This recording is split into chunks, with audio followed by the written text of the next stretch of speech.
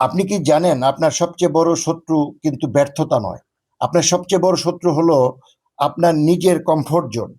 অনেকদিন কমফোর্ট জোনে থাকতে থাকতে আপনি নিজেই নিজের অজান্তে প্রোক্রাস্টিনেশন অর্থাৎ কাজ পরে করার অভ্যাসে অভ্যস্ত হয়ে পড়েছেন। ফলে আপনার মস্তিষ্ক সবসময় আপনাকে একই নির্দেশনা দিচ্ছে, আজ নয় কাল থেকে শুরু করো, আরেকটু প্রস্তুত হও তারপর শুরু করো, এখন নয় সঠিক সময় এলেই শুরু করো। এভাবে দিন যায়, মাস যায়, বছর যায়, কিন্তু আপনার আর সঠিক সময় আসে না, শুরু করা হয়ে ওঠে না।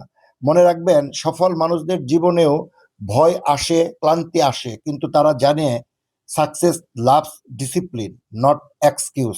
তাই তারা অজুহাত নয়, অ্যাকশন বেছে নেয়।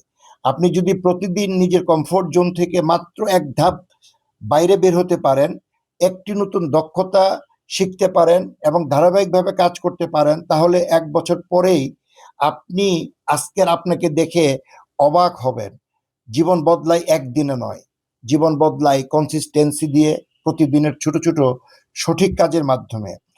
আজ নিজেকে শুধু একটি প্রশ্ন করুন, আপনার স্বপ্ন কি আপনার সিদ্ধান্তকে নিয়ন্ত্রণ করছে, নাকি আপনার কমফোর্ট জোন? কারণ কমফোর্ট জোন আপনাকে সাময়িক স্বস্তি দিতে পারে, কিন্তু কখনোই আপনার স্বপ্ন পূরণ করতে সাহায্য করতে পারে না। আজই সিদ্ধান্ত নিন, কমফোর্ট জোন নয় অ্যাকশন, এক্সকিউজ নয় ডিসিপ্লিন। কারণ সফলতা সবসময় তাদের দিকেই যায় যারা শুরু করতে দেরি করে না।